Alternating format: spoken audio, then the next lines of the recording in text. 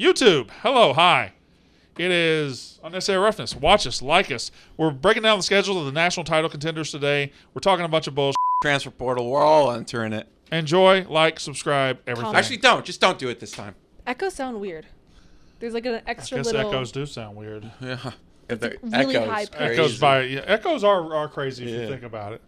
Echoes are crazy. You ever just think about things though? Yeah. You ever think I'm sitting here in New York City and I can pick up a small plastic box and press some buttons and be talking to somebody in Seattle, Washington? Yep. That's crazy. Not Seattle, Washington. India. Anywhere.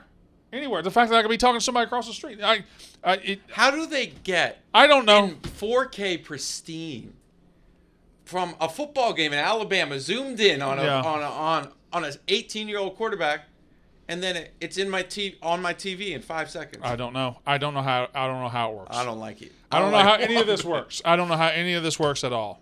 Although your Twitter, which by the way, his Twitter and his TikTok and everything is incredible. But your Twitter, you tweeted last week that space is one of the things we need to be woke on, and I never thought about it. No, space is I don't want to get into it because we'll get demonetized. But man, there's some. If you start peeling the onion back on space, if you just think for a second, we've just accepted. Oh yeah, this little thing that we sent out into space is 450 billion miles away, and it sent us a photo back. What? Yeah, and I can't get a good photo of Colorado State's end zone. Mm-mm. Yeah, it's if I travel west of St. Louis, I can't get a good phone reception. When you were in Wyoming, you could. Couldn't do it. Checks out. Yeah, thanks. Yeah. Statistically, alien life exists. Like think about it. It almost can't not exist. Solar system versus galaxy. Correct, like but what he's saying is right. Like, we 100%. accept some things that they give us about space and just say, oh, okay, because they sent a satellite 450 billion or million. Billion. 450 million miles away? Yeah, and then it's so far. And just send us back a picture? Light years. And then they're just like, look at this new universe. Everyone's like, oh yeah, there it is. That makes sense. Yeah. They could show us anything. Yeah. They could show us a slice of cartoon cheese. Yep. And say, this is the new galaxy we found. It's like, oh, this looks pretty cool. That looks like cheese. No, that's Earth. Yeah, for sure. Yeah, we believe pretty much anything. All right, y'all want to do a show? That was the worst one ever. We didn't talk about anything. Which one? Space. Whatever space, yeah. And not high thoughts. We're not high. But we are. I'm quite low, actually. Quite low. I'm feeling pretty good. Your man Joey B said he's going to run it back. Joey B? Yeah, Joey Burrow. Yeah, he's running it back. Yeah, well, not I did see he's running it back. Good for him, yeah. I hope he's healthy. Joe Burrow. From the ankle thing. No, yeah, sure. I hope Joey B's healthy, man. Oh. It's sorry. a political Yep. thing. Nope, got it. Have you seen when Rico drops some political stuff? People think I'm bad. Oh, no. The three most political people here. Yeah. Let's say you're third. Yeah, that's fair, yeah. You're behind Big T and Rico. Yeah. I'm also, like, there's some people here, like, you get them drunk. Yeah. They're, like, they're more MAGA than, like, I've ever, like, even considered. All right. Casey's son, is it time to start the show? Casey's son's producing for us today, so it's his first job out of college. Yeah. No, after his MBA. Huh? After his I don't MBA. think he's going to play in the NBA. What was the job that he had last week? He was a restaurant, was it? Chef? Oh, he was a chef, yeah. No, assistant coach for Prime. Too. No, he was a grad assistant. He went out there and got some video work done. That's where he got his MBA from. Yeah, but now he's producing for us. So thumbs up. All right. She ever coming back? Yes. You sure? Yes. She's still around? Yes. How making old is videos. She got posted on main page. How old is she now? She's... Yeah, her getting posted on main page. Because she makes the videos. Hold on real quick. We have it right here. Hey, main page. Fuck you. That's Jack. We post you all the time. We post all the TikToks when you make them. Also, if you want to do actual top 10 lists, Noah's been asking you to do stuff like that for him. Noah who? He has not. No. I sent you your When have you asked me to do anything? Oh, my God. Well, I mean, I said we should do, like, other. Say it with your chest, Noah. Say it with your chest. Like, hey, you have time later this week? I sent you your top 12 Why office are we? things. We gotta get to the helmet tier list at some point. I've Today. been asking this for months Today. now. Today. We're tearing helmets today, Noah. I promise you. At the end of the show. We are tearing helmets. But first, we have to get refunded by Morgan Wallen. And one more thing, not a big deal. Don't you ever fucking get sassy with me again. All right, let's do a show. Hi. Welcome to Unnecessary Roughness. Brought to you by Tommy Walker's TikTok. Yes. Tommy Walker's TikTok, which we're working on getting switched back, right? Yes, and you're working on putting a new password on your phone? Oh, I don't know if I'll get... No, I gave him my old phone. He did it by my old phone. Oh, yeah. And fine. you know what? I got there yesterday, and he had his phone up on a stand, and he was like doing these poses. He's downloaded Snapchat. Oh, no. But he doesn't actually talk to anybody or send it out. He just uses it to see himself on the filters. Okay, that's They are actually fun. good. Is that a thing? Yeah. Okay. There's a few videos I just turned and put you on the I filter walked to see in your yesterday, reaction. and he kept doing this, and he was Iron Man. Okay, yep. Yeah. They have some really good filters. April 28th, we can change it back. See? April 28th. That's, I don't know what today is. 25th. 3 days. So 3 days. Okay, so Friday we can change it back. And then he can't change it for 30 days, so you have that grace period. So I'll have a smooth 30 days before he gets his revenge. It's our college football show, Unnecessary Roughness. Casey Smith will be back eventually, and I hope other dollar bills will return with her. Anyway, hi Jack. Hey. Hey Katie. Hello. For now, we're here together. Yeah. Just a happy family. Got what, another month of this? 2 months? I don't know when she's coming back. No, you. Who, me? Oh, yeah, I'm leaving. I might be gone by the time she gets back. Chicago. Chicago, Illinois. Do you have a move date yet? I am closing on my house June 19th. I bought a house. Have I shown you my house? No. I'll show you my house. My phone's over there charging. Fair. I'll show So it then to you you're not leaving before June then?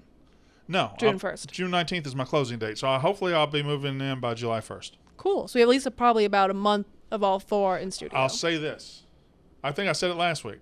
I said it somewhere. I do a lot of shows. The college football stadium closest, the major college football stadium closest to my house. Did I say this on the show? Yeah. Cincinnati?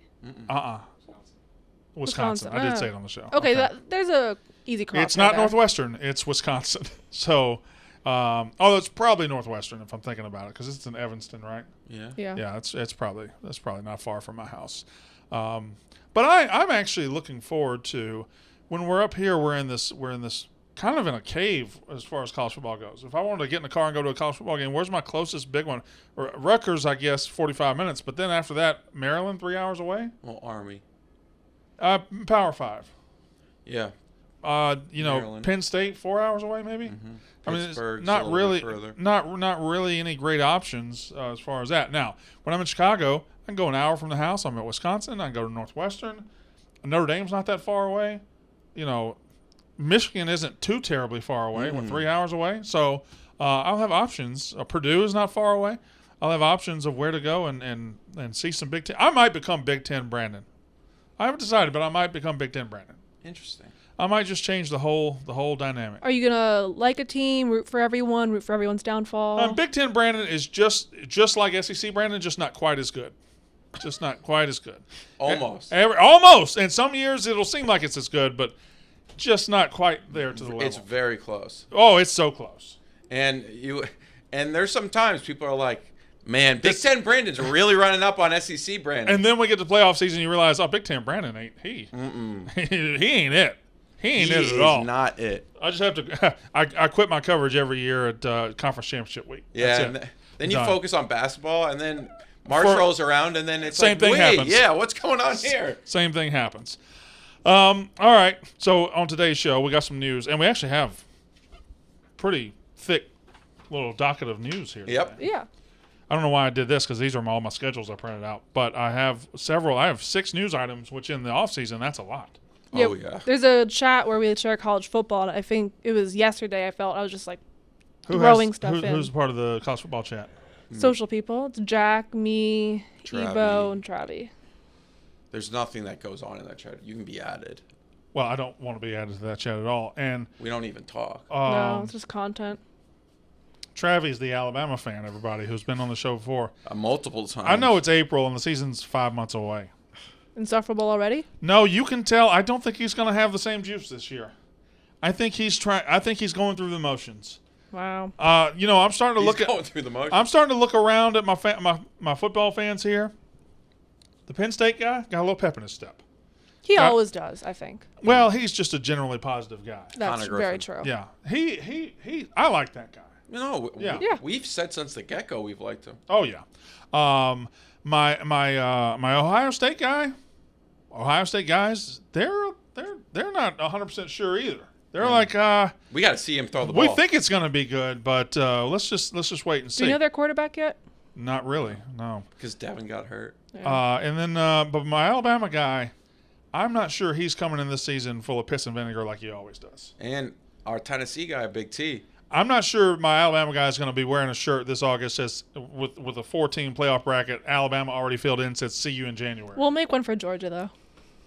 We may have to. We might have to get a Georgia guy just to replace him. Trig.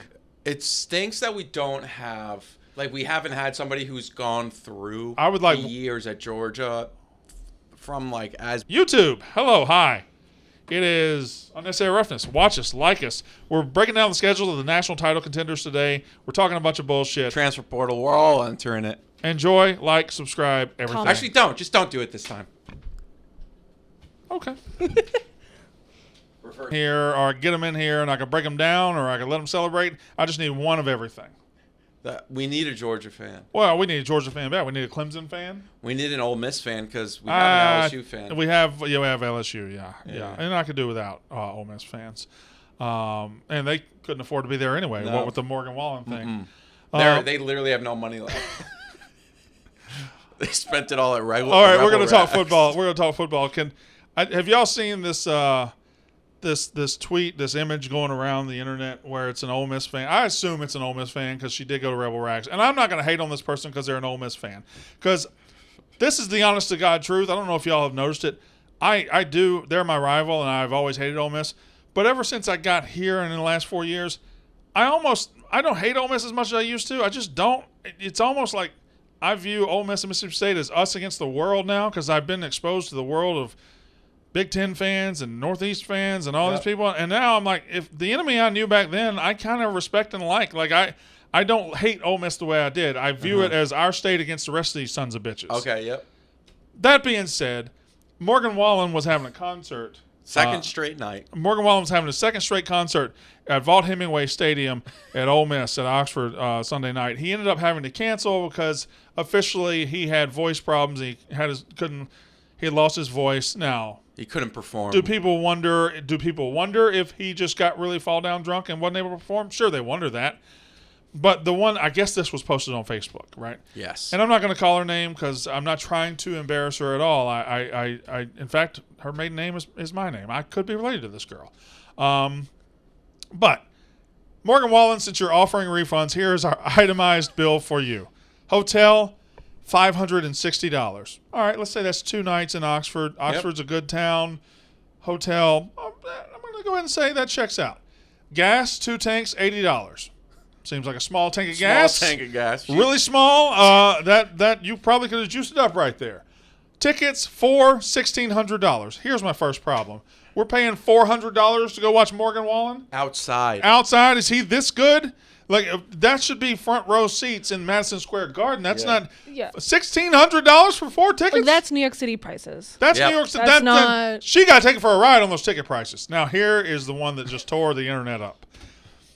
My outfit, she says, $120. Reasonable. Yes. That's fine. Reasonable. Respect. I heard, or somebody showed me a picture that might have been her, and it was like, I saw her boots. I was like, oh, fancy boots. She looked nice. Husband's outfit, $218. What in the motherfucker is he doing? I bet you it's He's going to an outdoor concert in a football stadium, and he's putting together a $218 outfit? If it's not just like a nice pair of cowboy boots, then we have an issue. It's just a button-up shirt that he got from Jose Bank, 2 for they come 3 to a can. Some khaki-colored pants, and then some boots. $218? You can't. Men in the South and everywhere else, if you're going to a Morgan Wallen concert, or any concert, and you both go to the store and get you some clothes, you better not have a more expensive outfit than her. Come on. I know that I hope these people don't get a divorce because she put his business out in the world. Oxford Grill House, $235. I've never heard of that restaurant, but I looked up the menu. Looked good. Okay. That was a $235 well spent. Cracker Barrel, $40. My favorite part of the whole receipt right here. Cracker Barrel, $40. Because they spent recklessly everywhere. Except for Cracker Except Barrel. for Cracker Barrel, where they were like, you know what? We got to take control here. We got to make sure. Let's keep it under control. We're not going to go crazy. Los Pereros. It's got to be like Paraleros? Los Pereros? You're the pronunciation guy. I think that's a Mexican restaurant in Oxford, $45. Okay. This is the best part. The next two are the next two are great. Rebel Rags. Now, if anybody remembers, this is the store at the heart of a lawsuit that Hugh Freeze was using to get players' money, whatever. But Rebel Rags is the store where they sell a bunch of Ole Miss stuff. We all have that store. It's like Campus Bookstore. We all have that store in our town. Maroon and Company and the Lodge are the two in Starkville. But Rebel Rags pretty much owns a market up there. You want Ole Miss gear, you go there. Yeah. Rebel Rags, because we wouldn't have had the opportunity to go had it not been for this concert, $629. That's an insane amount. My favorite part t-shirts. of that is they have an online store. Yeah. We couldn't have gone have not been $629. Drinks at the concert, $220. Now here's another one. The show got canceled after the opening acts. So they must have been there for.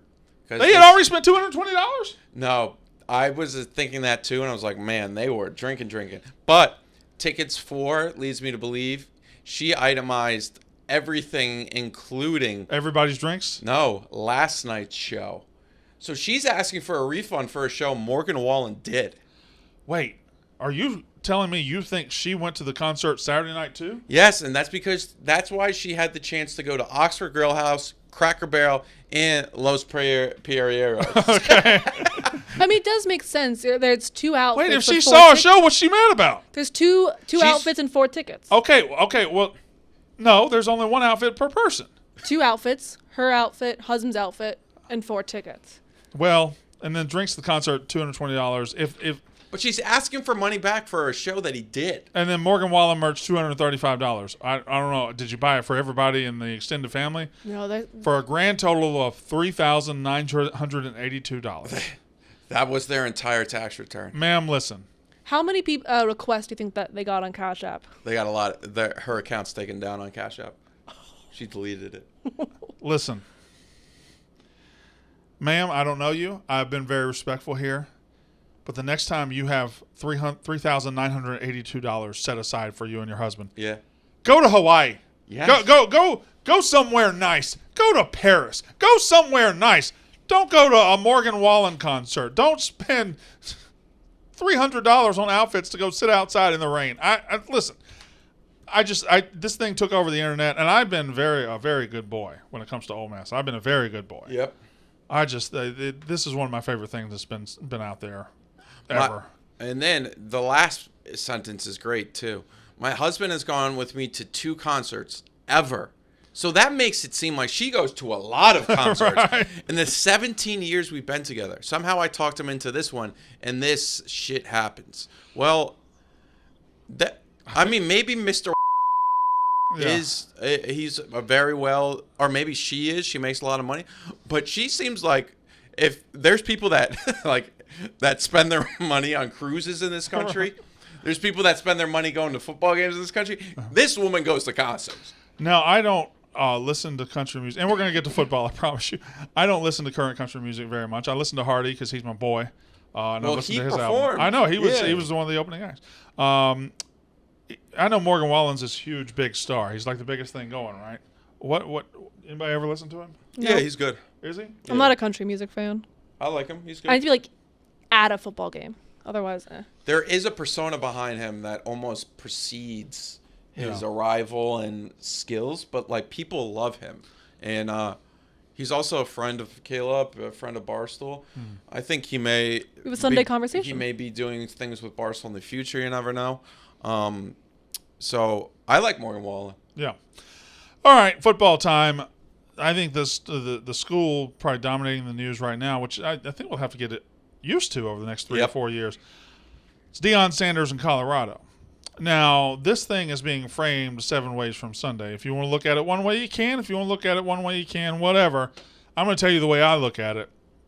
So they had their spring game on Saturday, Colorado. Now, it starts with the fact that their spring game last year, they gave away free tickets and less than 2,000 people came. This year, there was inclement weather and something like 40,000 people came. Yeah, there was a pretty cool Sold out. video from a woman that worked for, I think, like Colorado's Rivals or whatever. Yeah. And she did a pan of the video that she took last year and then this year. Yeah. And it was clear. I mean, there's no surprise here with that, but the hype's here. The hype is real. Yeah, I mean, listen, no matter if you're at Colorado, Maryland, Rutgers, wherever you are, if the possibility of winning is around the corner, you're going to show up and you're going to be excited. That's just what it is. You can revive any program in this country overnight if you hire the right guy or put in the right effort. I think Deion could have sold out any stadium his first spring game. Yeah. I'm talking like including. I don't see one he wouldn't. Yeah. Yeah, I'm including like UConn, Louisiana Lafayette. He would have sold them all out. So they had a spring game. What happened in the spring game, as I've told you, I really don't care. It doesn't matter to me. But afterwards is when the flood came. Afterwards, we're at, what are we at? 18 players from Colorado have entered the transfer portal since Monday morning. And then in total, since Deion showed up, I think it's 63. Well, yeah, I have the 84 scholarships on opening day roster 2022. 64 of them are now gone, and that's as of this morning. I think that's not that wild of numbers for that any one's coach, not. though. But finishing a spring on Saturday and on Monday, 15 to 18 of the guys are in the portal is a wild looking thing. However, it's not wild at all. Deion has told you this was going to happen from the jump. Deion had a quote the other day where they were talking about it, and he said, the team that you see out here playing today is not the team you're going to see in August or whenever we start fall camp. And that's the truth. The guy has been hired to turn around Colorado, and the guy can get players. And Deion Sanders went through a spring. Now, I don't know if Deion said, "Hey, you need to get in the portal because you don't have a future here." I don't know if the guys just said, "Hey, Deion, I don't like the way you're talking. I'm getting in the portal." I don't know how it happened. All I know is that when Deion Sanders and staff showed up to Colorado in January, they could have said, "All right, nobody here is worth being on this team. We're starting all over. Get out." They didn't. They went through a spring practice. They saw what they had. They gave everybody work. They developed everybody further. And now you've got 20 players hitting the portal. It's Deion Sanders, to me, in my opinion, clearing the deck for more talented players to build Colorado's future with. And there's no shame in that. There's no saying, "Oh, you suck because you're in the transfer." No, the transfer portal exists for several reasons. But one of the good reasons is when your team or your place has moved on to a different viewpoint, you can go play somewhere else, and that's okay. But I certainly don't think if anybody's trying to point this as an embarrassment for Colorado, oh, listen, they just lost 18 transfers. I don't think they've lost very many transfers they didn't want to lose. That's just my opinion and my thought process. And we've seen the past few weeks since the portal opened up again, Yeah. a lot of teams that are well-established, such as Georgia, and we'll get to Bear Alexander and what the rumors around him leaving and whatnot and going to USC. But we've seen a team that won back-to-back titles, a guy that was supposed to be one of the best players on defense for them this year. He left.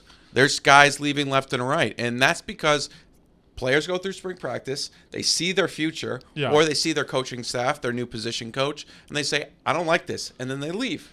Now, I'll say this for Deion and his staff. Normally, I feel like then there's rarely a break in a college football coach's life. But I feel like the time period after spring practice and before August are the times that a college football coach can sit back, go on vacation, sit at the lake, and be like, "Okay, let's recharge our batteries here." Deion and his staff have to put together a team and a roster, and they have to use the transfer portal now to bring in, well, we're talking about 16, 18 guys that come off these spring rosters and have seen their future at other places, and they see it better at Colorado. Deion Sanders and his staff at Colorado have a lot of work to do. And his most interesting thing for this year is you can tell in his interviews, he's already talking about 2024. Yeah. He doesn't really buy into the season, and he knows this season is going to be rocky. But will the players know that? Will the hype know that? Right. Will the guys that are committed to Colorado turn on Fox and see they're down by 40 to Oregon? Yeah.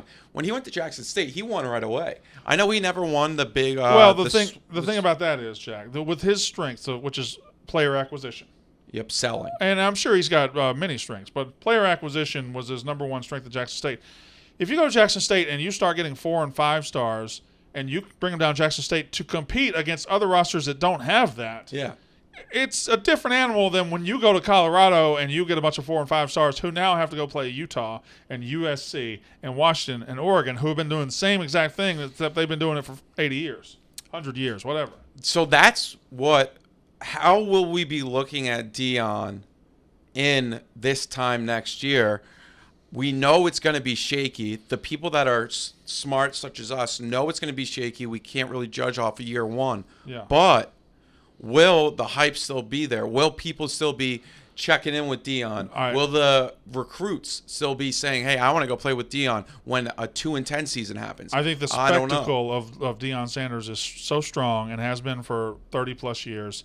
And the respect for his ability to go out and get players is probably so immense that I don't think, even if he were to go 0-12 this year, 0-12 next year, the fact that he's still on that sideline, people are going to pay attention to it. Yeah, I mean. And now they'll pay attention to it in a different way. When he goes 0-12 or 2-10, they're going to point and laugh and say, ha ha, see, we told you it wasn't going to work. But they're still going to pay attention to it. I don't think that's the future, but I think that's what would happen if it went down. I mean, like that. The flip side to what I was saying was, yeah, he didn't have that issue at Jackson State, but damn, he brought those 4 and 5 stars to come play football in Jackson, Mississippi at Correct. Jackson State. And lower tier football, not on TV as much. Obviously, Deion got on as much more. The bigger thing I think from this weekend was, and it was very weird, was what happened with Jawan Johnson, who was a 4-star defensive back commit, who he was committed to Colorado. He was at the spring game.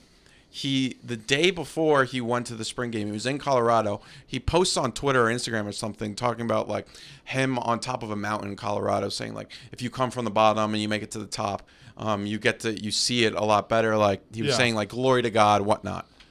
And then he goes to the spring game. Seems like he has the best time of his life. Sunday morning strolls around. He decommits. I don't know. These are high school kids we're talking about. I don't 17. know what goes on. You know, when a guy decommits in November, yeah, you understand he's found somewhere else to play, right? When he decommits in April, did he find somewhere else to play? Did he want to enjoy the recruiting process more? Did a girl break his heart? Did a girl break his heart in Colorado and say, "Hey, no, I catfished you"? Like what? Anything could happen. Anything could happen. Yeah. So I'm not going to sit here and project what a 20 or an 18-year-old kid. Not did. even. He may be 16. Well. So, yeah. Were you about to say something? 2 things. One, I think Deion will always be talked about. I think the difference will be whether people talk with him or about him. Yep. If he starts to suck, it'll just be about him. But from this college football chat, Ebo just dropped in a tweet from a now in the transfer portal, Zachary Courtney. For the coaches who are trying to recruit me, I am sorry, but I will not be able to get y'all my film for my practices last season since I'm not allowed to have it because the head coach at CU won't allow it. This is very unlucky, and if you have any questions, just text me. Someone responded, probably because he quit before the spring game. Zachary responded to that. They told me to. So Deion's keeping game film. Or this guy's spring? accusing him of that. Yeah. What do you mean? He's saying that the reason you can't get it is this is one Deion tweet. made me. Yeah. You never know what this kid what happens. All right, news. We move on from Deion and we go to Alabama. No, this isn't Alabama. This is Notre Dame. Tyler Buckner, who was Notre Dame's on again, off again quarterback last year and has been for a couple of years. He is now in the transfer portal, which has made people say, hey, 6 plus 6 is 12. I can add things together and come up with logical conclusions. Tyler Buckner is in the transfer portal. Notre Dame's offensive coordinator the last couple of years, is now at Alabama. Alabama needs a quarterback. Ipso facto, is Tyler Buchner going to Alabama? It's also, so he's in the portal apparently with a do not contact. Which is often what people do when they have already decided where they're going. Yeah. I think there's some allusion to it. I think there's another SEC team he's going to. Where do you think that might be? I mean, let's hold Florida? on. Florida needs a quarterback. I think Auburn could stand to take a quarterback. And then Alabama probably needs a quarterback. I think Florida or Auburn are more likely than Alabama. But if you're Florida, let's just say you're Florida for right now. And Billy Napier had a player last year, Anthony Richardson, who's going to go top 10 in the draft and didn't play very well for Florida. And you go out in the transfer portal already and you get Graham Mertz. That's true. And you put him in a spring game and it doesn't look good. And then Billy Napier goes right back. Oh, sorry guys, we're going to get a quarterback. And he goes and gets a guy who couldn't hold the job at Notre Dame. A guy that Notre Dame. Well, I mean, Sam Hartman came in. A guy that Notre Dame raced out to replace. Yeah, I'm surprised that took him this long. Yeah, but I think everybody goes through the spring to see what there's out there. But I don't know, man. If I'm Florida and I've already taken a swing on Graham Mertz, am I confident if my coach takes another swing at a guy who isn't exactly an overwhelming talent? Well, if Graham Mertz is my future, do I do anything else? Well, if I'm a player, yeah, I probably practice with Graham Mertz, and you players talk with each other. Like even if you're on defense, it may have been. And these players know better than anybody. I think sometimes they know these players, and they look around and like, this guy ain't it. But let's pretend for a second. This team's going to come up later when we do the schedules. Let's pretend for a second that Alabama is the destination for Tyler Buchner. I'm going to ask a question. I'm going to ask a question right now, and it's just a theoretical question. So if you get upset, you get upset. Is this the least intimidating Alabama team heading into a season of the entire Nick Saban era? I think it's even, at least in the last 15 years since they got going, right? I don't even think it matters about Tyler Buchner. Like if they bring him in, it is admitting that this guy's probably better than the options we have. So we're heading into a season with Alabama for the first time, I think, in a decade and a half, to where they're not one of the best-looking teams in the country. I don't know what they're going to do at quarterback. It's Ty Simpson. It's Jalen Milroe. It's a transfer. Running back, yeah, they got 5 stars everywhere, but they don't have a proven guy they can hand the bread to and make sure it gets. He's fine, but this isn't when Mark Ingram was carrying the load, or Derrick Henry, or any of those guys. Najee Harris. They don't have that huge workhorse go-to guy right now. Their wide receiver room is nowhere near what it was a couple of years ago. Do they have potential in there? Yes. But a couple years ago, they had potential and talent and proven all together for about 3 or 4 year run. Now it's all potential. Their offensive line, I'm sure, will be fine.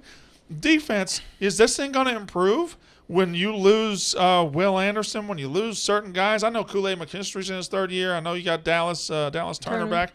I know you got some guys back, but Kevin Steele didn't exactly tear it up in Miami last year. Like, there's more questions on this Alabama team than I've seen in 15 years. And if Saban takes this one to undefeated or to playoff, my God, go ahead and build the statue now, or build another statue, a second statue looking down on the first statue, because this is the most underwhelming Alabama team on paper he's ever had outside of his first one. I'm just really maybe. No, I was just trying to give Alabama too much credit. I really think they have a serious quarterback issue. I really think about it. How many media people go to Alabama practices, or like they're the most covered team in college football, probably outside of maybe Georgia, Texas, Ohio State, but it's massive, top 5 without a doubt. There's been no buzz. And it's not like Saban's, you ain't coming in and watching us practice, there's no leaks. We've always had leaks. We've always had, Bryce Young's looking amazing. Mac Jones looks like he's going to take the job after. And there was the competition between Mac Jones and Bryce Young going in 2020. And then it turned out, Mac's going to be the guy. We saw him in that bowl game. Now I know Ty Simpson's a 5-star. Last year, the rumors off the field were it was not like Ty Simpson was locked in and trying to become better. Then Jalen Milroe, we saw, I'm a little bit higher on him than others, but Jalen Milroe is not inspiring me to pick Alabama to win a national championship. They haven't been to the playoff in 2 years. And it's crazy that you say 2 years like it's a big deal because it's Alabama, but it is a big deal for Alabama because that's how elite they've been for so long. You know, people can say, you're looking back at Alabama and this run and the national titles they've won, they've won national titles with average quarterbacks before. Yes, that's true. They have. Mm-hmm. That was a different game of football. Even 10 years ago was much different. They so outpaced everybody in defensive talent everywhere else on the field. You could be average at quarterback and just hand it off to an elite running back behind an elite offensive line and win games. But now, if you don't have an above average or great quarterback, you ain't winning a national titles. Stetson Bennett, for all, 3-star, whatever, fantastic college quarterback. You look over the last Joe Burrow, look over the last few years at who has won national titles from the quarterback position. You don't do it with an average guy anymore. Let me tell you right now, or ask you a question. Stetson Bennett, obviously not himself now, but let's just say we somehow froze him and put him, or froze him before last season and put him on Alabama this year. Yeah. Are you feeling better, threatened? It's hard to say because we, in our minds. Well, I think I would feel slightly better, but I'm not going to sit here and say I was always the biggest Stetson Bennett guy. Of course. But going into that season with Todd Monken, yes, that's is different than going in with Tommy Rees in his first year. We also forget about that. He looks so weird in that Bama shirt. He did. He fit. You were right about that. You sent it in the group chat. He fit the Notre Dame fit so much better. He looks like 20. Tommy Rees might be a great offensive coordinator, but at the SEC in the SEC, he hasn't gone through yet. He hasn't proven it yet, whereas Todd Monken has proven it. So I would have leaned on the proven offensive coordinator. They're saying Tyler Buckner coming because the Tommy Rees connection, but wasn't like Buckner was great with Rees at Notre Dame? Yeah. Well, I'd assume, and this will be an argument by an Alabama fan, to probably be correct, you are going to be privy to better weapons surrounding you at Alabama than you would be at Notre Dame. I'll push back on the Bama. I think from a skill position everywhere but quarterback, I think they've deserved a benefit of the doubt. I'm like, they're going to reload. It might not be initially. I think 9.5 people out of 10 would still take their weapons over their own. But if Alabama if they take Tyler Buckner as their starting QB, I think them taking a quarterback that couldn't be a starter at their school, making it their starter, I think that's like the biggest regression. It'll be the weakest. It'll be the weakest Alabama's quarterback spot's been in a long time. And I do want to give a little bit more credit to Alabama's wide receiver room than I did when we were talking about it. Ja'Cory Brooks is good. Jermaine Burton, although he's scared. There's nothing but 5-star talent in there. He's scared of Tennessee sorority girls. Aren't we all? The field. We are, yeah. And then and like Justice Haynes, the freshman running back, looks incredible. He looks incredible in their spring game.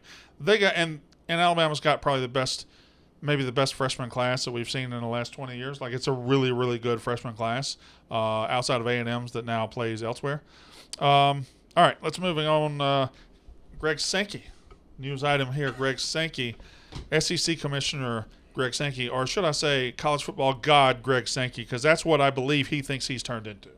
I mean, we've allowed him to be. Well, sure we have, but Greg Sankey I don't know if he announced it or if his office just leaked this today.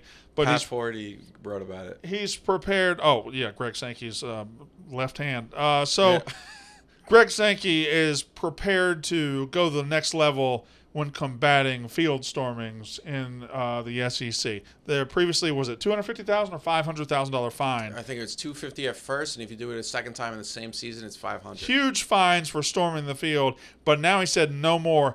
He's looking at extra punishments like taking away home games for storming the field, which is a multi-million-dollar fine. You know, you said it, but we have sat by and we're like citizens of a country who like a guy and think he's doing a good job, but we get too comfortable and let him get too comfortable, and all of a sudden he's a dictator and he's got pictures of himself everywhere. That's where Greg Sankey is. He's now in Roger Goodell territory where it's his word, he is God, and he is the fun police. He is saying, I am bigger than you, I am better than you, I know better than you, quit storming the field or I'm going to take a home game away. Shut the fuck up. How are you going to take a home game away from a team that works hard because their fans ran on the field? That's the dumbest thing I've ever heard. Also, how are you going to stop it? Who stop it?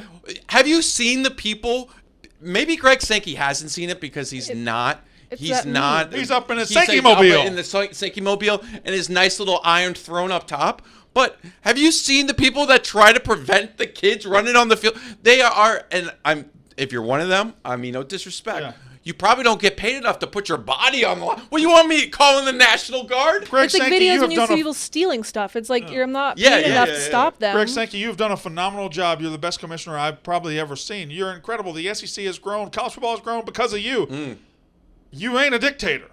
You're not the supreme being. You're not the be-all and end-all of college football. When you get to the point where you like the smell of your own fart so much, you're trying to take fun out of the game, and you're trying to legislate fun out of the game, that's what sucks the fun out of the game. That's what college football is built on, passion and stupid-ass fans doing stupid-ass shit. Is it dangerous? Sure. We've been doing it for 100 years. Everybody's been fine.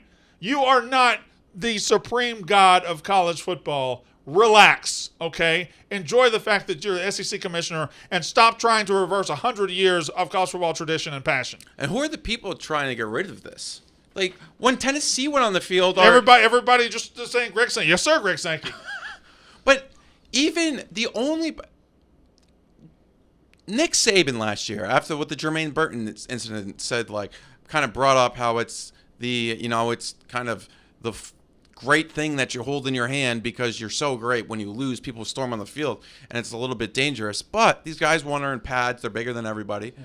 But outside of Nick Saban, who got clowned for bringing that up, there's not even like woke side of college football fans that are like, we gotta get rid of this. Imagine the scene at Tennessee last year in Knoxville when you have the sunset, the river, 108,000 people or whatever it is, and the fireworks and the vision and the storm and all the orange-clad people on the field, and up there about 3 levels up, Greg Sankey's just with his arms folded. No more. No more. This will never happen again on my watch. Shut the fuck up. You are a football commissioner. Don't take the fun out of football. That's stupid. Also, wasn't it just for views, people talking about your schools? You want, like, even if you can't say you want it to happen, it's free press. Oh, one more thing. I just got a text or I got an email. My credential request for the SEC Media Days has been revoked. So I am no longer allowed to. Yep. I just said it because it's just a joke, y'all. Both of you. No, you fell for it too. No, I did not. I knew exactly what you Gullible's were written on the bedroom ceiling. What? I fall for a lot of shit. Oh, okay. What'd you say, though? Gullible's written on my bedroom ceiling. Really? Like you wake up, says Gullible. Oh, I see. Go to bed, Gullible. Yeah. I've never heard that saying. It's a good one. Here's an interesting one out of Georgia. Bear Alexander, who was a freshman defensive tackle, 5-star, of course. They're all 5 stars at Georgia. He is transferring to USC, and he's going to play at USC now. This is interesting on 2 levels. Number one is Bear Alexander was among the wave of freshmen that came on at the end of the 4th quarter against TCU and looked like the NFL backups when they walked in there, and just absolutely, TCU was like, oh, thank God, they're sending the freshmen in, and then the next scene, TCU was like looking up, a car just ran over him. Like, who was that? Bear Alexander was one of those guys. 2 levels of this. Number one, it's hard to sustain. I'm not saying Kirby Smart can't sustain it, but this is how Alabama and Georgia have reached the top of the sport and kind of stayed there. They minimize losing this type of guy. Usually they get a guy to buy in on, I'm going to sit for a little while and then I'm going to be the fucking man. And I think it was going to be his turn to be the fucking man soon. And he said, no, I'm going to go be the man at USC. Number 2, what an incredible statement and step for USC and Lincoln Riley. They were awful last year defensively. They had the Heisman winner offensively. They took a huge step in year 1 to be a contender, but they weren't going anywhere unless that defense improved immediately. You start getting bedrock guys from Georgia, 5-star guys from Georgia. You turn that defense around real quick. Yeah, the Bear Alexander situation is very interesting. We were just talking about decommits from Colorado. Bear Alexander decommitted, committed, decommitted, then committed to Georgia, I think, 2 or 3 times during his high school recruiting process.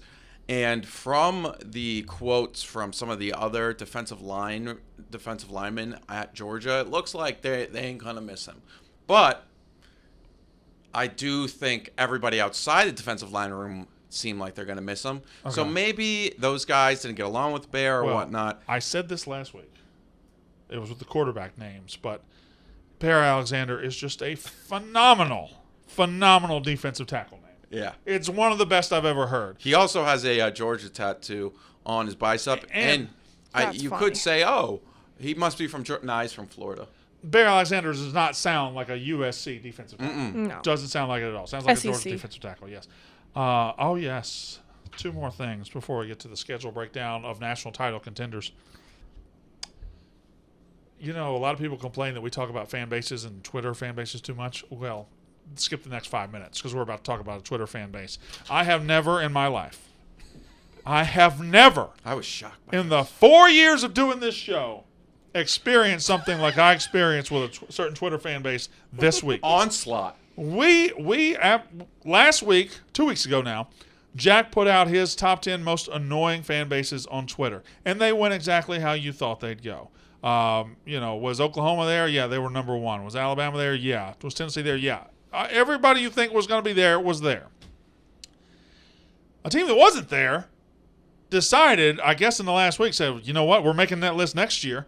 Last week, I ranked my top 10 coaches of 2023, and I had Lance Leipold, Kansas, number 10. So did Jack.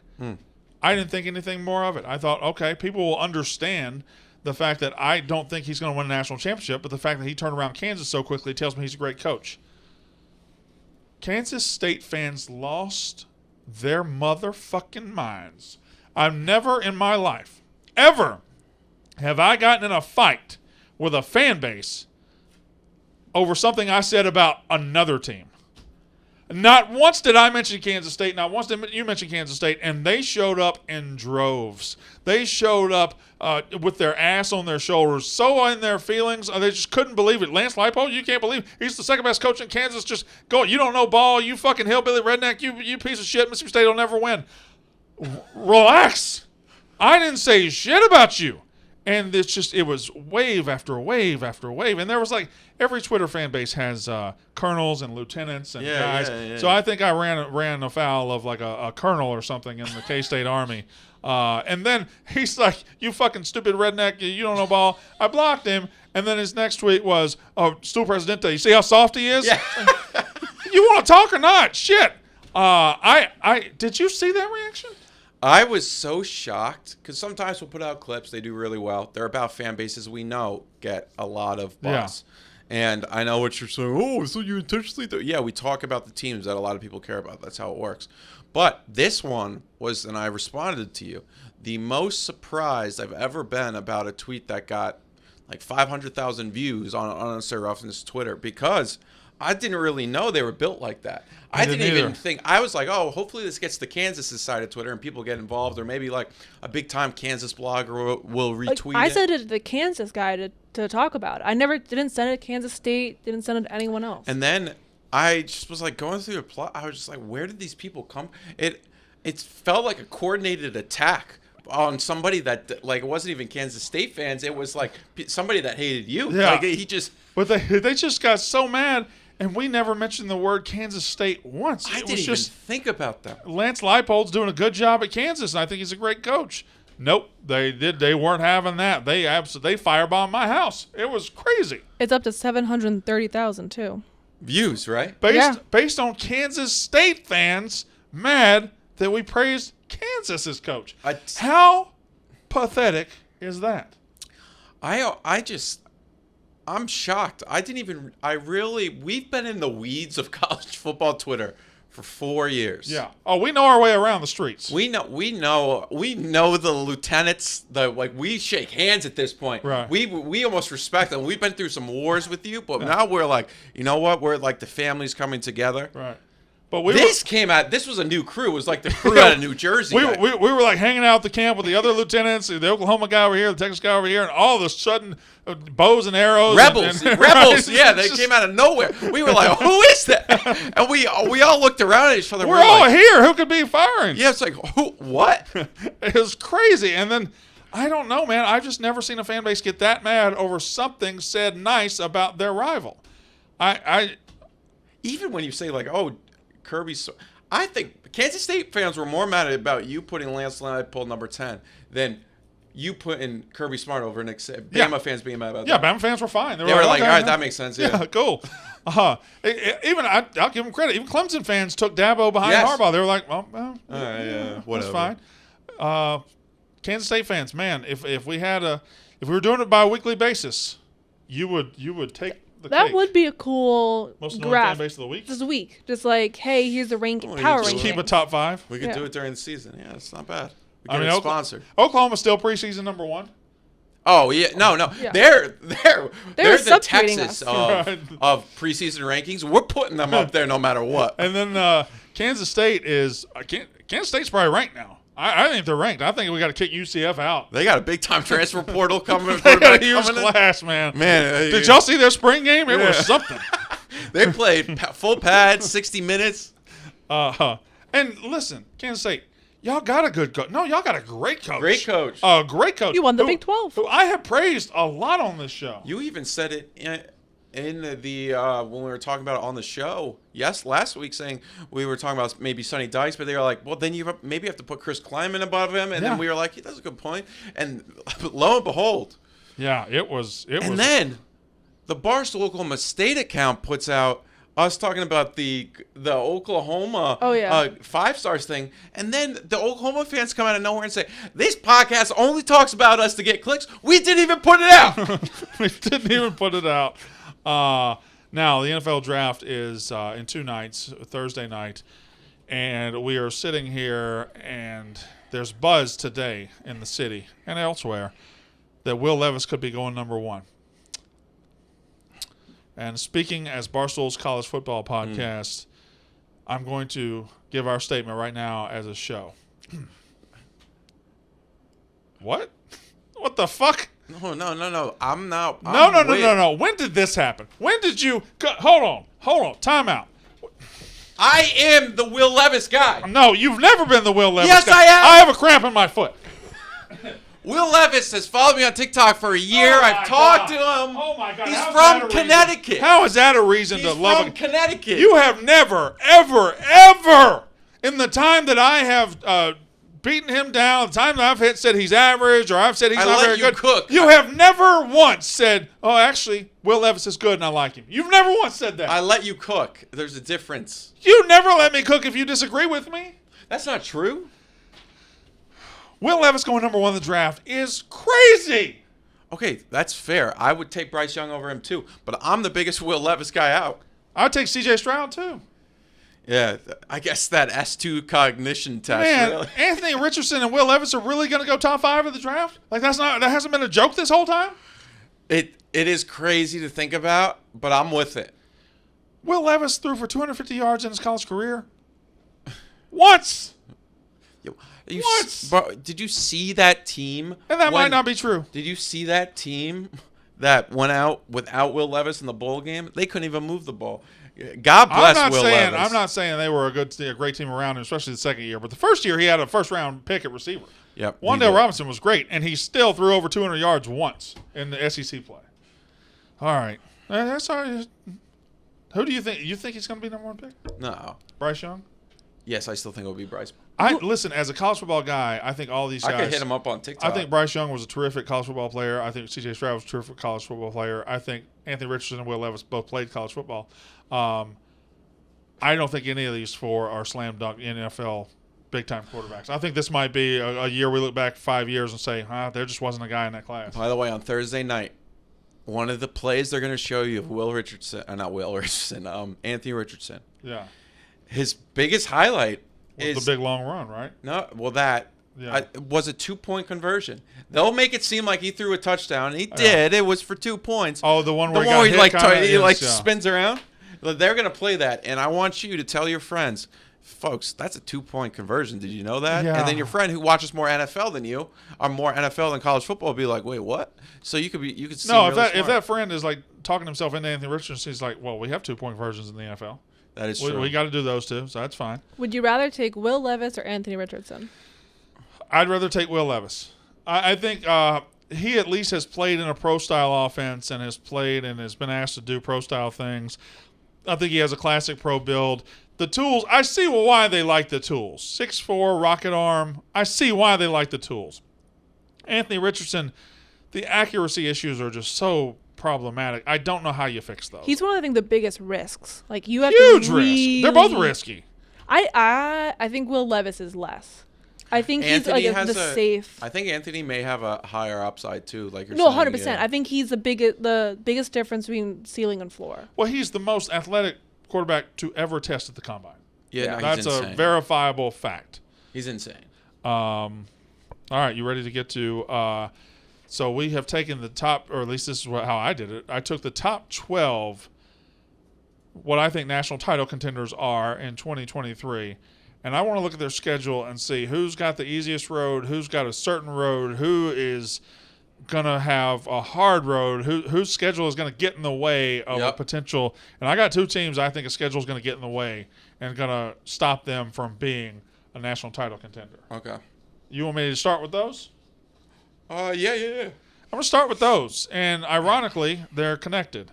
But the first team, I believe, who expects to have a big season and expects to make a big comeback and expects to matter again for the first time in a while after having a breakthrough season last year. The first team is the Florida State Seminoles. Now, are they a slam dunk national title contender off the rip? Probably not. I mean, you got to kind of project them forward from last year's breakthrough season and project them into what you think they might be. But they certainly believe, with Jordan Travis as a potential Heisman candidate, that they have put together a roster and they got the momentum to take the next step from, getting to that 9-3 level and breaking into the national title conversation. I don't think it's possible with the schedule they have. Here's why. They open the season, and these is one of two teams that it's going to be hard to get out of September as a national title contender. They open the season in Orlando with a neutral site game against the LSU Tigers. Same game that opened the season last year. It's a Sunday just like it was last year. That's a 50-50 game. Two rising teams, two teams that hope to be really, really good this year. Then they play Southern Miss at Boston College, but their fourth game is at Clemson, another national title contenders. You're playing two other national title contenders in the month of September. And they have to be ready fast. Like, they have to be ready fast. There's no dicking around. Now, if they get through those two games, they're 4-0 at the end of September, look the fuck out. Because then you're talking Virginia Tech, Syracuse, Duke, at Wake Forest, at Pitt, Miami, North Alabama, and at Florida. At Florida's tricky because it's at Florida. But after that 4-0 start, if they go 4-0, they're a legitimate playoff contender, but I'm just not sure. If they lose to LSU, they have no room for error, and now 3 weeks later, they're going to Clemson.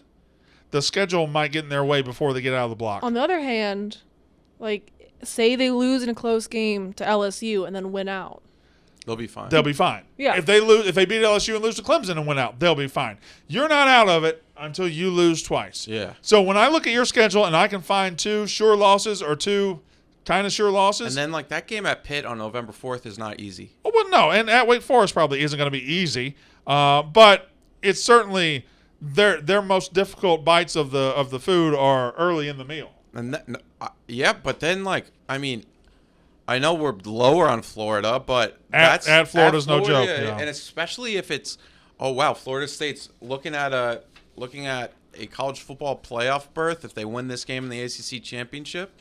Florida's going to take that game personally. They were close last year too. I feel no matter what the skill level is, when you have the Miami, Florida, Florida State, UNC, NC State, Duke, no matter, I feel like every talent is thrown out the window and it's just pure rivalry. 100%. Now, the other team that I think the schedule is going to get in the way of their being a national title contender is the team that Florida State opens with.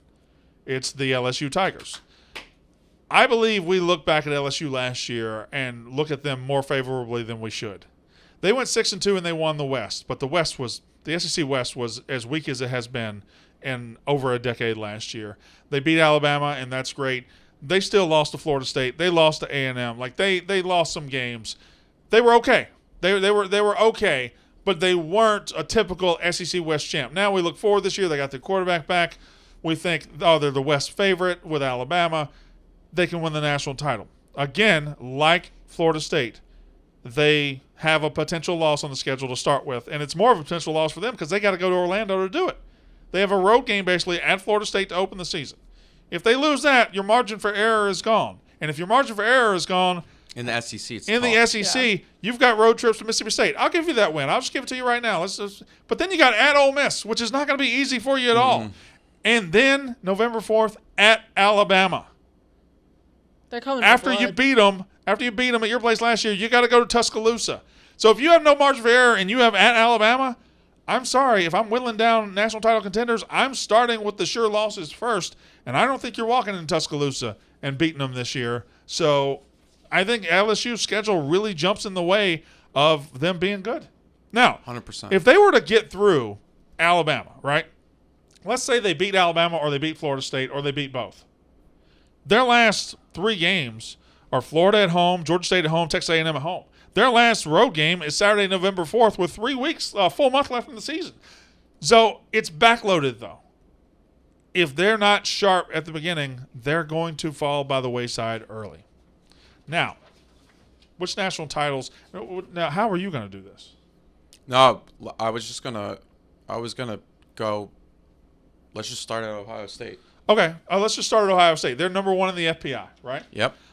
So we will start at Ohio State. That's probably a better way to do it. Ohio State has – I got to see what I wrote on. Also, they have their strength of schedule for LSU at 15th, then Florida State at 29th. Because they all look the same. Yeah. Yeah. Well, Sorry, what were you saying, Katie? No, just strength of schedules. Oh, nice. So Ohio State, who has lost to Michigan twice, has a pretty loaded-ass schedule, actually, for who they are and who they've been. They play what I consider to be 3 playoff contenders. Yes. And they play 2 of them on the road.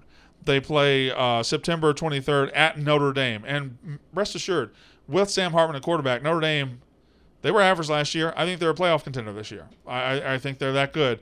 At Notre Dame, September 23rd. And then you've got Penn State at home on October 21st. I think that's a playoff contender. And, of course, you close the season with a team that's on a 2-game winning streak against you at Michigan. So this is not an easy schedule. This is not an easy schedule. I'll give you the rest of them. You know, they open with at Indiana, should be no problem there. Youngstown State, no problem. Western Kentucky, no problem. Then they play at Notre Dame, then they're off. So they're through September. October looks like this. They've got Maryland at home. I don't think there's a problem there. At Purdue, which is a tricky place for them. But, I mean, I'm just not sure how good Purdue's going to be this year. That's going to be so – I'm very interested to see what Purdue looks like this year. Yeah, and that's a conversation for another time. It is interesting. You've got Penn State, and here's a tricky one, too. At Wisconsin. You got at Wisconsin in Game 8 of the Luke Fickell era. Have they put things together yet? Are they going offensively like they should? At Wisconsin is not exactly a fun trip. It's a new game plan. At Rutgers, Michigan State, Minnesota, and then at Michigan. I mean, I don't know that they're getting through this 12-0.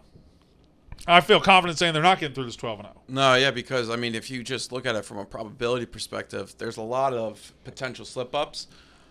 They're going to be a very good team, but also you're coming into a season with a new quarterback. You lose. Obviously, you still have Marvin Harrison, but, I mean, they didn't play last year with Jackson Smith and Jigba. So, yeah. But the running back situation is great. The receiver situation is great. They should, but you never know. I mean, that 4th game at Notre Dame, September 23rd, is going to be dynamite. It's going to be a great game. And Ohio State's defense it was not very good last year. I mean, it hasn't been very good the last couple of years. It was better last year, but still wasn't all that good. I mean, in the biggest games, they had to show up. They did not show up. They allowed how many points to Michigan? A shit ton. A shit ton, and then 45-23 to was Georgia. Yeah. So there you go. I don't know, man. I think this is 11-1 at best. Maybe you get into the playoff, but at Notre Dame and at Michigan, they could go 0-2 in those games. And then Penn State, who I think, I'll just say it right now, I think Penn State wins the Big Ten in 2023. I think Penn State's the best team in the Big Ten in 2023. If you couldn't get it done with C.J. Stroud, are you going to get it done with the new guy? I mean, obviously they've had great success. And we keep saying the new guy because we don't know who it is. That's another thing. We knew it was going to be Dwayne Haskins. Well, I'll say it like this: at Notre Dame, we know who is Notre Dame's quarterback. It's Sam Hartman. We know Drew Aller is going to be at Penn State. We know J.J. McCarthy's going to be waiting for him at Michigan if he holds up. I don't know what Ohio State's quarterback situation looks like. At first glance, this schedule, this team missed the playoff. Okay. And I know they're number 1 in the FPI. I but know. That's just my first glance. Second on the FPI is Alabama. I've already said. Buddy, this is like I think. What do you think? This is just Alabama is so. It's really actually fun because last year we were sitting here, right? Right. And we said we just got to wait until Alabama, Ohio State at the end. Yeah. This year we got Alabama, Ohio State at the top of the FPI, and we're looking at their schedule. It's like I could see it going bad. Well, here's the thing with Alabama, though. I like their schedule a hell of a lot more than I like their team. Yeah. Ohio State, I like their team more than I like their schedule. I've said it earlier in the show. This is the least intimidating team on paper I've seen Alabama have in a decade and a half. Doesn't mean they're not going to be great. Doesn't mean Saban doesn't get it out of them. Doesn't mean a quarterback doesn't show up. But as of now, it's the least intimidating team I've seen coming out of the spring. That Texas game's going to be Their great. schedule, though, every tough game that I believe they could lose is in Tuscaloosa. Their schedule, they open with Middle Tennessee, so that's a win. Then they got Quinn Ewers and Texas coming in. Now, Texas did everything but beat them last year. That was in Austin. And Bryce Young won that game. Bryce Young won that game. And Quinn Ewers' shoulder lost it. Yeah. So, Texas is the first one that I put possible loss beside. You got at USF the next week. You got Ole Miss coming in. I think they'll be fine there. At Mississippi State, history tells me they'll be fine there. At Texas A&M, I put possible loss by this one. That's the team that we're going to look at from my perspective. Because A&M, that's a surprise national title contender. A&M should be better just because they can't be worse, right? Everything went wrong for them last year. But for everything that fell apart for them and everything you can say about them through the years, they play Alabama's ass off every single year. And beat them 2 years ago and almost beat them last year. I think it really will come down to, for Texas A&M, we'll get to their schedule. It's all on Connor Wegman's shoulders, and I think he actually may be pretty good. They got Arkansas at home. And then they have Tennessee at home, which Tennessee's a possible loss, but they got them at home. They got LSU at home. They got Texas at home, Tennessee at home, LSU at home. They go to Auburn, which I don't know what Auburn's going to have this year. But that was a good tweet, by the way, about hoe sales. Yeah, it didn't do as well as I thought it would. I know, yeah. But I'm going to say a crazy thing right now. Don't even clip it. Let's just save it. I'm going to work on it this summer. I'm going to work on this take this summer. I'm just trying to talk myself out of this take. 9-3, 8-4, not off the table for this Alabama team. I think it depends who their quarterback is. Which is shocking because they haven't been 9-3, 8-4 in 15 years. What do you think? What do you think 8-4 would look like? I don't. They wouldn't fire Nick Saban. They wouldn't. But their dumb, spoiled fans would bring it up. Roll Tide Willie would. They brought it up last year. Yeah, they would at least be saying that maybe it's time to find a retirement home or something like that. They would be saying something. They don't know what they've got. They don't know that they don't just deserve this by birthright. They don't know that they lucked into the greatest coach of all time. What if Alabama becomes like the new Nebraska? No, that's... Well, now in the 90s, but see, Alabama's too well run at the top with too much money. When they feel it slipping away like it happened in the 90s, they went out and got a fucking sitting NFL coach to fix it. It could happen. It would. I don't think we'll. Nebraska went and got Scott Frost. They went and got fucking Alabama went and got a sitting NFL coach and said, "Come fix it." Yeah. What do you think about the schedule? For Alabama, it's just tough. I think it's friendly though. Yeah, I think it's as friendly. Like if you flip it and we're at LSU and at Tennessee like they were last year, now it's really nasty. But I'm going to throw another one out there that's tricky on that one. So they got at South Florida, at Mississippi State. We haven't beaten them in 15 years. At A&M, who gives them fits. At Kentucky, the week after at LSU is not exactly. And Kentucky's not like a historically hard place to play, but they've got Devin Leary. Like I don't think they're going to be chopped liver. Just things to think about. FPI number 3, who is it? I believe the Georgia Bulldog. Do we have to spend time on this cake-ass schedule? I think Georgia. They're 31st. We'll see them in January. 31st in what? Strength of schedule. Bullshit. I don't care what that machine says. They ain't 31st in strength of schedule. I'm going to read this schedule as soon as I get it. Why did he print it off both sides? It's up. Look, it's up. It's up there. But I don't want to look at it up there. I had it printed out for myself. This is great. Y'all let me complaining about somebody else printing this out for me? Who was it, Ebo? Of course it was Ebo. Ebo's the new Katie. I don't think she's get ready to learn B. Walker, buddy. She's thinking, oh no. No, I don't think he's gonna. We love Ebo here. JMU will bring up their schedule next. Georgia's schedule. It's just cake. UT Martin, Ball State, South Carolina. They don't leave home until September 30th.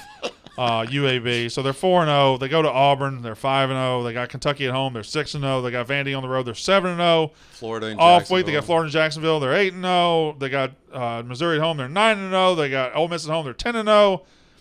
Then they got at Tennessee, which is their one tough game. But even so, say they lose that game, they're going 11-1 without even waking up, without getting out of bed, right? Like, who's beating them on the schedule other than Tennessee? And I don't think Tennessee's beating. I think. Oh my God! If I had to tell you, I think their toughest game is probably at Florida. Oh no, it's not at Florida though. Is it at Auburn? No, there's just no way. It's either Ole Miss at home or at Auburn. There's ticket prices up. What do you think the most expensive one is? Is it the cocktail party? No. It's at Tennessee. It's at Auburn. Tennessee's second. At Auburn's in the first year of a coach. They're excited, so that makes sense. Tickets as low as $291. Jesus Christ. God be with you, Auburn. I think that Georgia's going to be really good. B, in fairness to Georgia, and Michigan fans are going to get pissed when I say this, they had Oklahoma on the schedule, and the SEC came in and said, y'all can't play because you're going to get ready to play soon. So they lost a game off the schedule they should have had. But still, this is an easy-ass schedule that shouldn't even bother them. I mean, even in conference, their Western Conference foes are Auburn, who's down, and Ole Miss, who's, okay, pretty good. Let's take a look at that Texas schedule. Well, we already did LSU, right? They're 4th in the FBI. Yeah. Now we're doing Texas, Texas is 5th in the FBI. How did I react to that earlier? Did I go crazy? No, yep, I think they're 5. This is a tough schedule, man. You got to go to Bama. You got to go to Baylor. You got to go to Houston. You got to go to TCU. I made notes on. I think it's one of the hardest schedules in the country. I made notes. I wrote. I don't know if at Alabama's a sure loss. I wrote 80% loss. Right. I mean, it's hard to go win at Alabama. Then you have the swing game of Oklahoma, who I assume will be better when they play on Saturday, October 7th. Texas has a couple of tricky ones after that. Let's say they split those games just for shits and giggles. Okay. Let's say after Rice, Alabama, Wyoming, at Baylor, Kansas, Oklahoma, let's say they're 5-1. Okay. Right. Let's say they lost to Alabama. They have a bye week. In the second half of the season, they open it up with at Houston. That's going to be tricky as fuck. That's going to be a place that is going to be frothing at the mouth to get a shot at Texas. I think you overrate that fan base. They don't show up. Okay, fair enough. They got BYU, then they got Kansas State. Do I overrate that crazy-ass fan base? No. Then Saturday, November 11th, at TCU. It's tough. The second half of the season, you think if they start off 5-1 or 6-0, you think, oh, Texas is back. Texas is here. Texas is now. The second half of the season has these potholes that don't look like they're going to cause a huge wreck, but could throw a tire. This is a tough schedule, man. Big 12's loaded. From a week-to-week perspective. I kind of undersold at Baylor too, which is early in the season. Like, they get in the mix early. Rice to start, and then they're at Alabama, Wyoming, and at Baylor in the first 4 weeks of the season. And then you got 2 more weeks, and they got their season might be told by week 6. Yep. Because you've got Alabama, at Baylor, Oklahoma, 2, 4, and 6. Speaking of Oklahoma, let's go to their schedule. I guess we're going to go to Oklahoma's schedule. Good. That's on the same sheet. They're FPI number 10, it looks 11. like? 11, excuse me. 48th in schedule. I really think we could look up at Oklahoma in November and be like, fuck, they're 10-0, man. So I wrote, this is a bounce-back schedule. And they're going to be so... Because they're 2-0. They're 3-0 after Arkansas State, SMU, and at Tulsa. At Cincinnati, you think they should handle it. They're 4-0. Iowa State, they're 5-0 going into Texas. They could be 5-0 going into Texas. At Tulsa won't be easy. And at Cincinnati won't be easy. But you're right. Yeah. They should handle those. No, yeah. If they don't handle those, they got bigger problems in the schedule. They're not even worth talking about.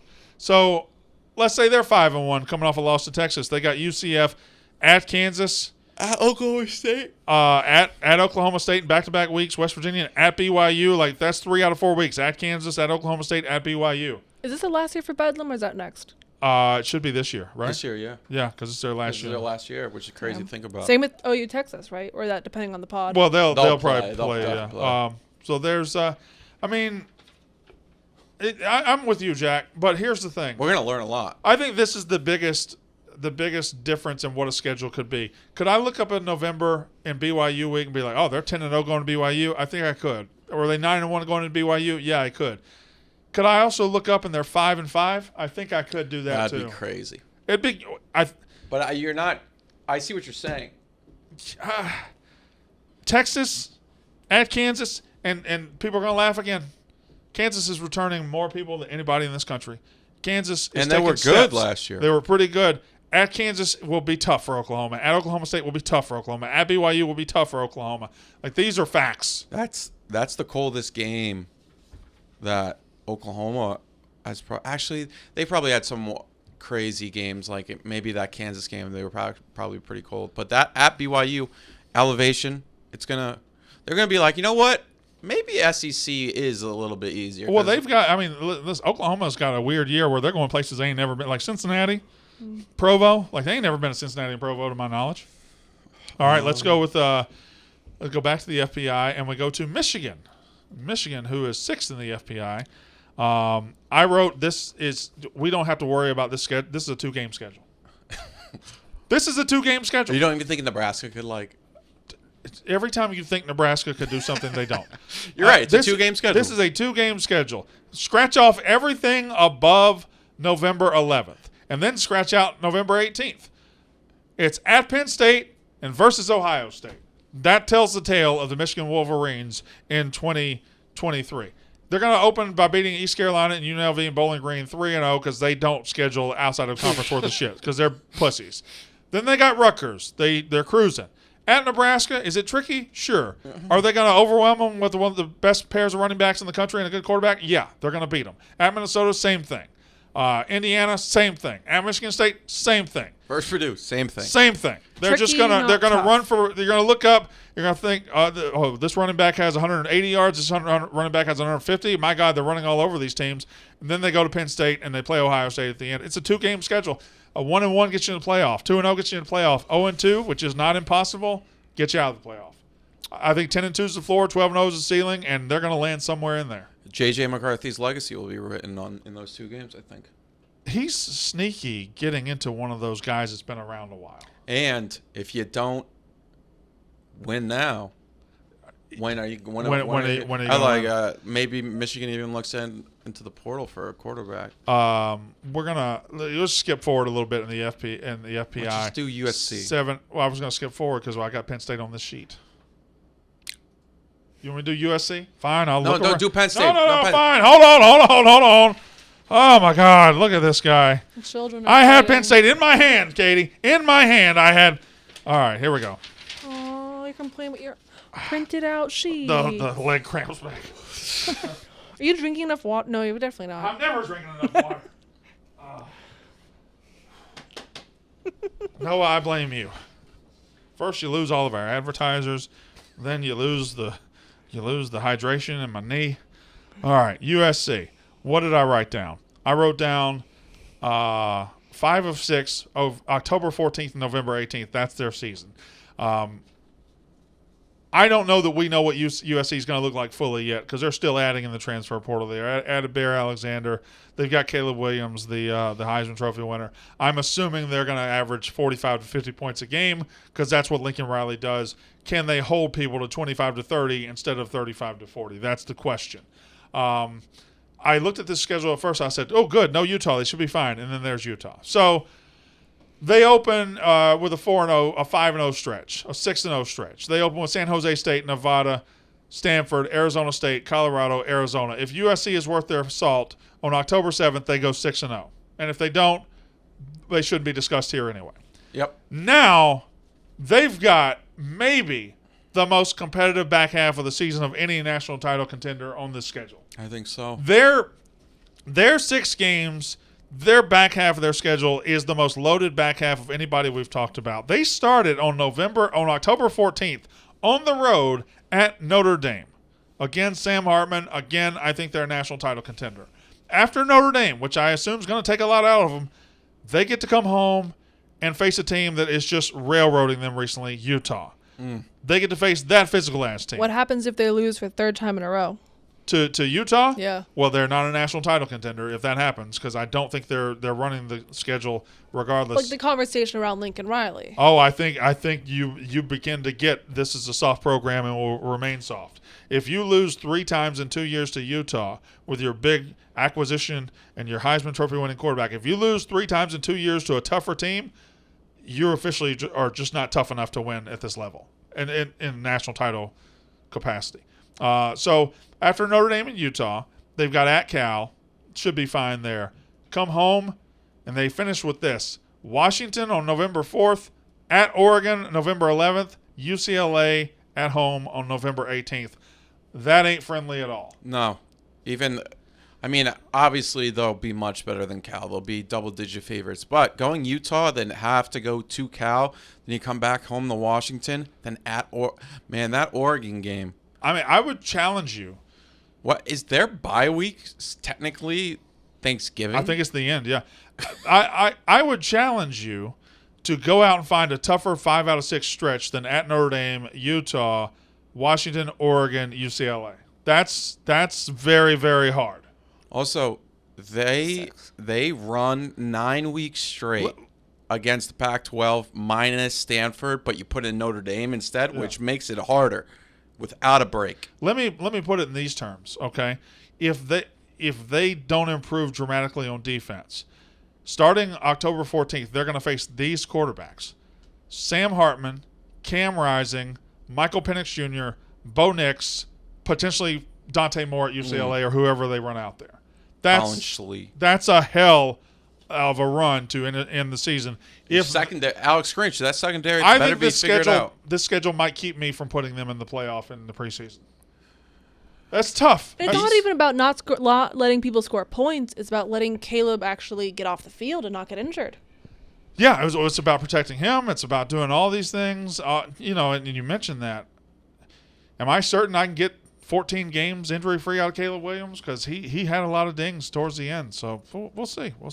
Let's go back. Pull up the Clemson Tigers, who are number 8 on the FPI. Does this seem high or low for them? What? It's like 8? Texas. Yeah. I think Clemson has earned the right to be a top 10. All right. Just everybody. Right there. Everybody, that was Tennessee, buddy. That was Tennessee at the back. Get ready to learn Tennessee. I understand it's on the screen. I understand okay. it's on the screen, but as I told Jack, it's on the back of Florida State because he did it by ACC. All right.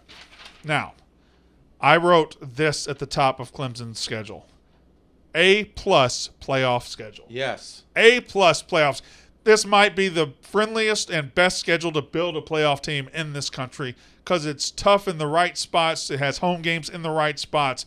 It allows them to have big-time wins while giving them games at home. They open at Duke, which is nothing to sneeze at. Nope. Duke went 9-4 last year. Mike Elko can coach. I'm not going to sit here and say they're going to steamroll Duke. Riley Leonard's good. They're not. So but I think they're going to beat Duke. Yep. They're 1-0. Then they got Charleston Southern, FAU. They're 3-0. And that's when Florida State comes to town, and maybe the regular season ACC championship game is played on September 23rd when Florida State comes to town. Week 4 is great, man. That's Ohio State, Notre Dame, and then also Florida State, Clemson. I'm sure there's another one I'm forgetting too. Then you have at Syracuse, should be fine. Wake Forest at home should be fine. At Miami should be fine. At NC State is tricky for them. It's never easy, but let's just say they win it. You have Notre Dame at home. You have Georgia Tech at home, you have North Carolina at home, and then you have at South Carolina. So out of their tough games, let's say their 4 toughest games, I think they're probably Florida State, Notre Dame, North Carolina, South Carolina. Yep. 3 of those are at home. You've got Florida State at home, you've got Notre Dame at home, you got North Carolina at home, and then you close on the road at South Carolina. If they're 11-1 or 12-0 against this schedule, I think they're in the playoff, and I think this schedule allows them to be 11-1 or 12-0 if they are close to what they were a few years ago. Yes. I think they got quarterback right. And they have the talent. They brought in the big offensive coordinator. This is a big, big year for Dabo. Huge year for Dabo. We were talking about some of those names that we were just, Lincoln Riley, Brent Venables. This is for an established coach like Dabo Swinney, this is about as big of a year because this is I'm still here, or maybe if you I had look a good around, run. if you look around this country, this is a huge swing year for several major programs. Yes. It's a gigantic swing year for Marcus Freeman at Notre Dame. Yep. Got to take a step forward. It's a gigantic year for Nick Saban at Alabama.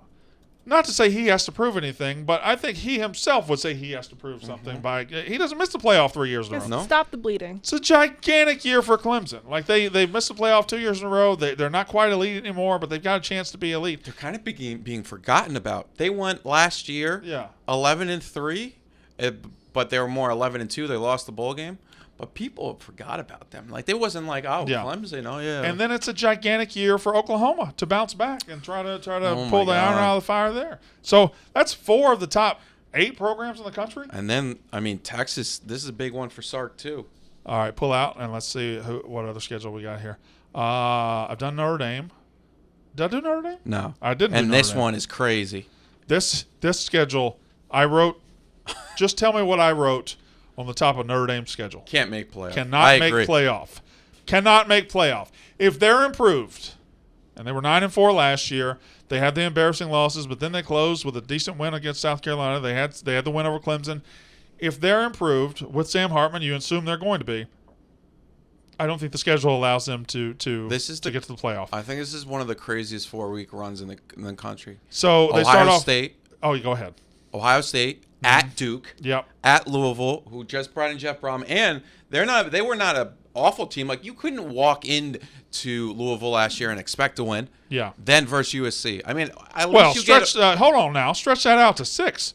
It's a 6-week period between September 23rd and November 4th. Yeah. Okay. 6 games then, ass. No, that's why I didn't say 6 games, asshole. Anyway. Starting September 23rd, ending November 4th, Notre Dame plays this: Ohio State at home, at Duke, at Louisville, USC at home, Pitt at home, at Clemson.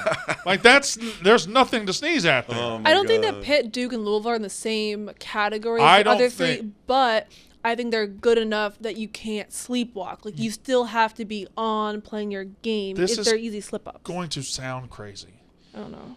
But at Duke, the week after Ohio State, it's tough. Is gonna be a tricky ass, slippery spot. If you win, I need to take my bias out of here. I understand that you don't like Duke. No, I know. They went 9-4 last year, and that coach can coach. I know. That's why I'm scared. And he's the coach if one of these big programs. Normally, if I told you I got Duke after Ohio State, that means I'm going to go to Duke and beat them 63-0 to make myself feel better about what happened in Columbus. Yes, normally. But this is not that. Now, take aside Duke. You're right. Duke, Louisville. Put those away. They play Ohio State, they play USC, they play Clemson. That's 3 national title contenders.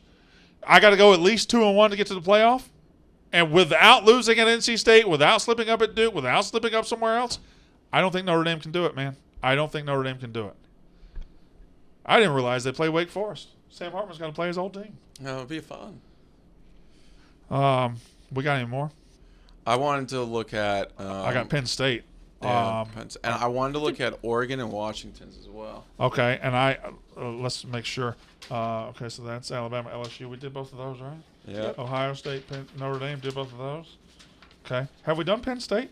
Well, you have them up. We started to, but then you didn't have the paper or the order. I wrote this for Penn State. Their whole season is November 11th. Because they can make the playoff at 11-1. Let's assume they maybe lose to Ohio State October 21st, right?